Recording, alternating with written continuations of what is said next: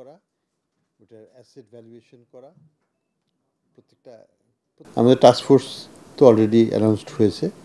আমাদের second meeting হলো আজকে। আমরা ইন্টারন্যাশনাল কিছু এক্সপার্ট নিয়ে আসব। আমাদেরকে সহায়তা দিচ্ছে world bank, Asian development bank, USAID এবং ব্রিটিশ গভর্নমেন্ট এফসিডিও, ওদের যে ফরেন মিনিস্ট্রি আছে তাদের থেকে। আমরা চেষ্টা করব তাদের ফাইন্যান্সিং নিয়ে কিছু ইন্টারন্যাশনাল এক্সপার্ট এনে আমাদের এই টাস্কফোর্সের সাথে, এবং বাংলাদেশ ব্যাংকের যে কর্মকর্তারা আছেন যারা অডিট করেন, ইন্সপেকশন করেন, তাদেরকে নিয়ে এবং কিছু অডিট ফার্ম হায়ার করে 3টে ব্যাংকে প্রথমে আমরা শুরু করব। 3টে ব্যাংক শেষ করার পরে আবার 3টে ধরবো। এইভাবে আমরা এই 9টা ব্যাংককে আমরা অ্যাসেস করব।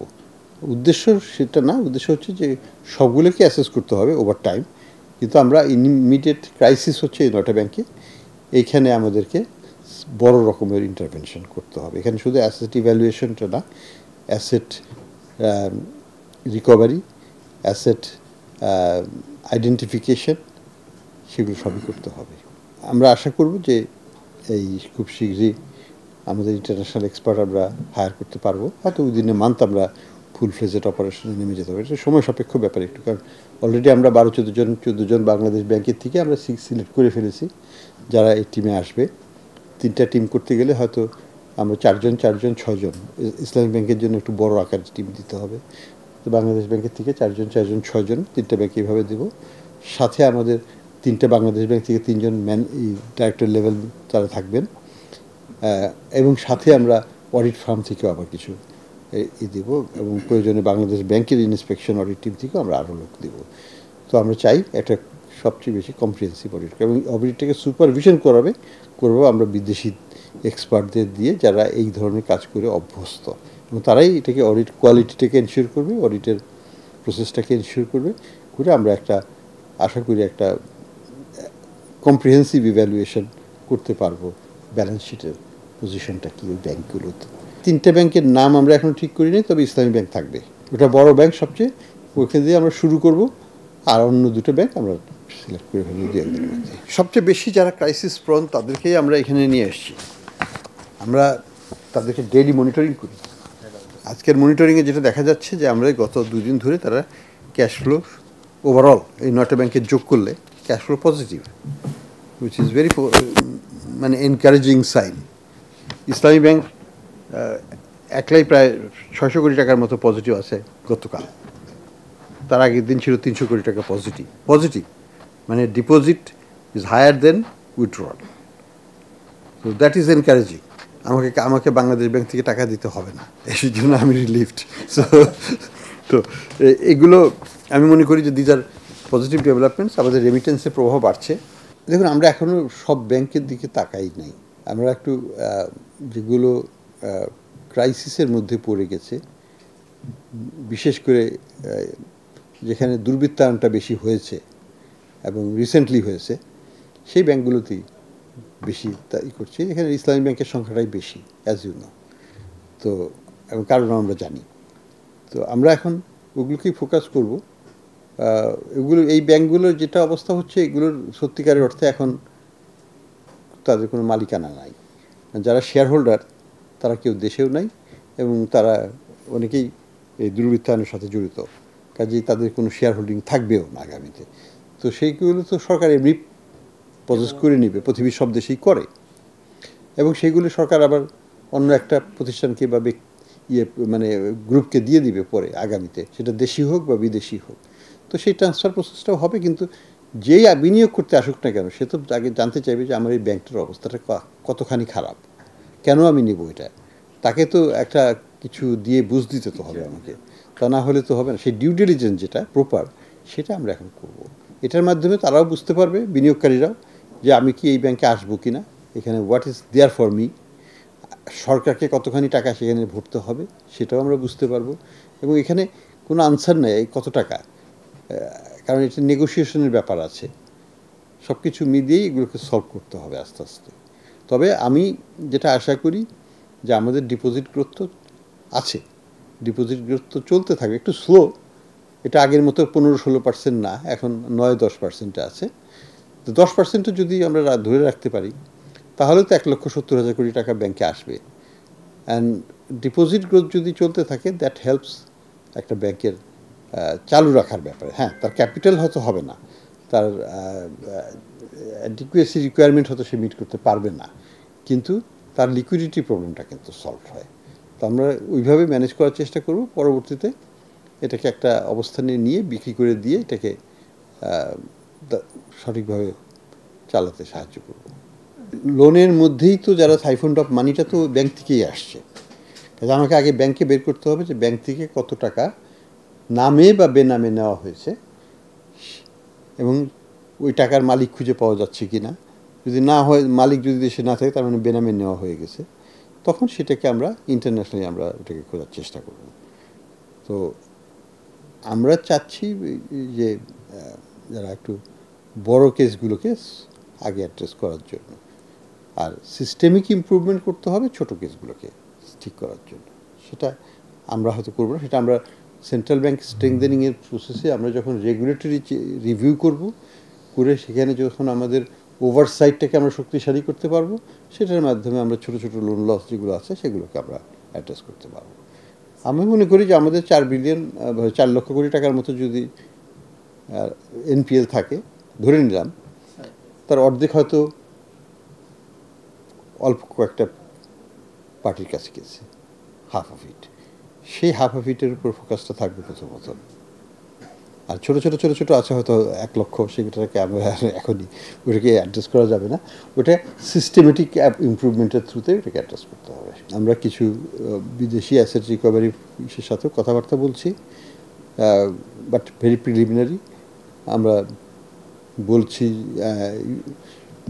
আমাদের ডেভেলপমেন্ট পার্টনারদের যে একজনকে দিতে, যে আমাদেরকে গাইড করবে যে বিদেশি যদি ফার্ম নিতে হয় কোন ফার্মকে আমরা নেব, তাদের এক্সপিরিয়েন্স ভালো কি আমরা তো জানি না, আমাদেরকে তারা একটা ইভ্যালুয়েট করতে সাহায্য করবে যে এই 5 জনের মধ্যে এরা ভালো হবে।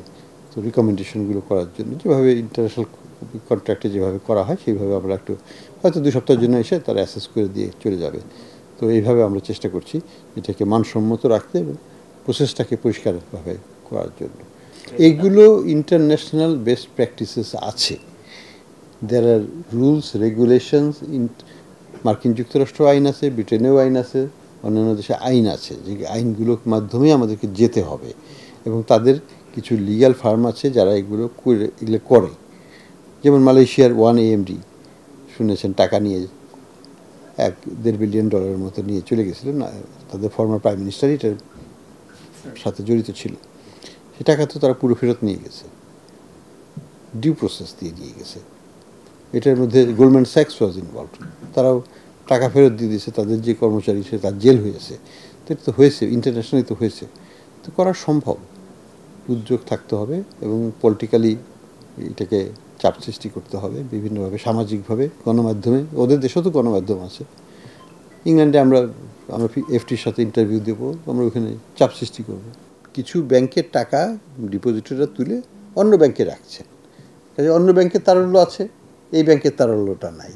আমরা চাচ্ছি একটু সমতা নিয়ে আসতে, অর্থাৎ এই গ্লাস থেকে পানিটা ওই গ্লাসে চলে গেছে, ওই গ্লাস থেকে কিছু পানি এখানে ফেরত নিয়ে আসা। এখন এই গ্লাসে কেউ পানি দেবে না, কারণ তাদের ক্রেডিট ওয়ার্দিনেস নাই, তারা খুব খারাপ অবস্থায় আছে, ফাইন্যান্সিয়ালি ব্রোক। তো তাহলে কি করা যায়? তখন আমরা গ্যারান্টিটা দিচ্ছি যে তোমরা দাও, যদি তারা না পারে আমরা বাংলাদেশ ব্যাংক তোমাদের টাকা ফেরত দিয়ে দেব। তো এই কন্ডিশনের ভিত্তিতেই বাংলাদেশ ব্যাংকের সাথে তারা চুক্তিবদ্ধ হচ্ছে একটা সীমিত আকারে, খুব সীমিত আকারে, এবং যেটুকু লিমিট দেওয়া হচ্ছে সেটাকে আবার ভেঙে ভেঙে দেওয়া হবে। যদি আমরা বলি যে 2,000 কোটি টাকা দিচ্ছি, আমরা কি 2,000 দেবো না, আমরা 500 দেবো, 400 দেবো, দিয়ে 2,000 যদি লাগে তো দেবো, নাহলে দেবো না। এখন পর্যন্ত এই স্কিমে কাউকে দেওয়া হয়নি কিন্তু। তো আর যদি অবস্থা ভালো হয়ে যায় তাহলে কাউকে দিতে হবে না, সলভ, মানে প্রয়োজন বোধে আমরা দেব। এটা কিন্তু আমরা উইদাউট কন্ডিশন দিচ্ছি না। এবং তাদেরকে তো বড় রকমের রিফর্ম আমরা করবই। এখানে ওই আগের মতো যে একটা চিঠি পাঠিয়ে দিলাম আর আমি টাকা দিয়ে দিলাম, সেটা হচ্ছে না এখানে। এখানে তাদেরকে সংস্কার করতেই হবে আগামীতে, এবং এখন তাদেরকে বাঁচিয়ে রাখতে হবে। বাঁচিয়ে না রাখলে আমি এই ব্যাংকের ভ্যালু পাবো না। এই ব্যাংকের যে লায়াবিলিটিটা হবে, ডিপোজিটারদের পুরো টাকাই আমাকে ফেরত দিতে হবে, সেটা কিন্তু বিশাল লায়াবিলিটি হবে। কাজেই আমাকে সর্বাত্মক চেষ্টা করতে হবে ব্যাংকিং খাত যেন টিকে থাকে সবাই, এবং একীভূত করলেও প্রত্যেকেই ডিপোজিটার প্রোটেক্টেড হয়েই করবে, একীভূত হবে। সেখানেও কোনো ভয়ের কিছু নাই। 11টা ব্যাংককে অ্যাড করে আমি যে এখানে ডাটা আছে আজকের ডাটা, এখানে কিন্তু 11টা ব্যাংক হচ্ছে এই সব খারাপ ব্যাংকগুলোই। তাদের নেট ডিপোজিট বেড়েছে 810 কোটি টাকা গতকাল। তাহলে এটা কি টাকা উইথড্র হচ্ছে না টাকা ডিপোজিট হচ্ছে, এটা বলেন। কাজে আমি আশাবাদী। হ্যাঁ, আইসোলেটেড ঘটনা ঘটছে, আমি অস্বীকার করব না। কোনো সবাই তো সমানভাবে আগাচ্ছে না, কোনো ব্যাংকের ক্ষেত্রে হচ্ছে। কিন্তু আমি মনে করি যে প্রত্যেকটা ব্যাংকের ক্ষেত্রেই এদেরকে ওভারকাম করা সম্ভব যদি ডিপোজিটাররা একটু ধৈর্য সহকারে তাদের অপ্রয়োজনীয় উইথড্রলটা না করে। আবার আমি আপনাদের মাধ্যমে এটাই বলবো, প্রয়োজন যেটুকু আছে সেটুকু আপনারা উইথড্র করেন, কিন্তু আপনার টার্ম ডিপোজিট ভেঙে বা ম্যাচিওর হলে সাথে সাথে দিতে হবে, বা 50 কোটি টাকা আমি এখনই তুলে নেব, তাহলে কিন্তু ব্যাংকগুলো হয়তো সেটা দিতে পারবে না। কিন্তু আপনার 1 লাখ, 2 লাখ, 50,000, 30,000 এটা কিন্তু দিতে পারবে। তো সেই জন্য একটু সবাইকে, টাকাটা তো আপনারাই রেখেছেন, কাজেই এখন উতলা হয়ে লাভ নেই, এখন একটু ধৈর্য ধরতে হবে। এবং অনেকগুলো ইসলামী ব্যাংকে কিন্তু রেমিটেন্সের প্রভাবটা ভালো পায়, ফলে তাদের লিকুইডিটির একটা সোর্স কিন্তু রেমিটেন্স থেকে। রেমিটেন্স তারা বিক্রি করবে, বিক্রি করে তো টাকাটা চলে আসলো তাদের কাছে, সেইভাবেও কিন্তু তারা পাচ্ছে। এলসি খুললেও সাথে ওই বলবে যে 50% দিয়ে দাও, মার্জিন দিয়ে দাও, তাহলে মার্জিনের টাকাটা তো ক্যাশ ফ্লোতে যোগ হয়ে গেল। তো এইভাবেই তারা ম্যানেজ করার চেষ্টা করছে। আমরা চেষ্টা করব ছোট ছোট ব্যাংকগুলোকে একীভূত করে ফেলতে পারলে ভালোই হবে, কারণ দে আর অল ব্যাংকরাপ্ট এনিওয়ে। ওগুলোকে ক্যাপিটালাইজ যেহেতু আমরাই করব, অনেক ক্ষেত্রে মালিকানাও নাই, এটা এখানে করাটা খুব সহজ হবে। এখন পর্যন্ত ওই স্টেজে তো আমরা যাইনি। তো হ্যাঁ, কিছু ব্যাংকের সংখ্যা কিছু কমিয়ে ফেলাটা অবশ্যই আমি মনে করি যে একটা ভালো লক্ষ্য হওয়া উচিত আমাদের। কতখানি পারা যাবে সেটা দেখা যাক। মার্জ হলেও কোনো ক্ষতি হবে না ডিপোজিটারের, অ্যাবসলিউটলি কোনো ক্ষতি হবে না, বরং শক্তিশালী হবে ব্যাংকগুলো, ভালো হবে। মার্জকে কেন নেগেটিভলি দেখে আমি জানি না বাংলাদেশের, এটা আমি বলবো যে আমাদের ডিপোজিটারদের অজ্ঞতা বা তাদের অপরিপক্কতা। মার্জিং হলে পরে ডিপোজিটাররা সাধারণত রক্ষা পায়, ডিপোজিটের ক্ষতি হয় না। ক্ষতি করে কেউ মার্জিং করে না, কোনো দেশেই করে নাই, এটা বুঝতে হবে। কাজেই merging is not a negative issue. তারল্যের সংকট আছে, কিন্তু আমি মনে করি যে তারল্যের সংকট আমরা আস্তে আস্তে কাটিয়ে উঠতেছি। আমাদের যত রেমিটেন্সের প্রবাহ বাড়তেছে, তারল্যের সংকট কিন্তু তত মিটে যাচ্ছে। আমাদের ব্যালেন্স অফ পেমেন্টে এখন তো রিজার্ভ লস হচ্ছে না। রিজার্ভ লস না হলে পরে কি হয়? তারল্য সংকট কমবে না। আমি যদি আজকে গত মাসে অন্যান্য বারের মতো $1 বিলিয়ন বাজারে বিক্রি করতাম, তাহলে কি তারল্য $1 বিলিয়ন সমান বা 12,000 কোটি টাকা কমে যেত না? সেটা তো হয় নাই। কাজে ম্যানেজমেন্টের সাথে এই তারল্যের সম্পর্ক আছে। যেহেতু রিজার্ভ বিক্রি হচ্ছে না, যেহেতু মানে সেন্ট্রাল ব্যাংক থেকে বিক্রি হচ্ছে না, যেহেতু রিমিটেন্সের প্রভাব বাড়ছে, তারল্য তো এমনি বাড়বে আস্তে আস্তে। উতলা হওয়ার কিছু নাই, একটু ধৈর্য ধরতে হবে। 1 মাসের দুনিয়ার কেউ 15 বছরের সমস্যার সমাধান করতে পারবে না।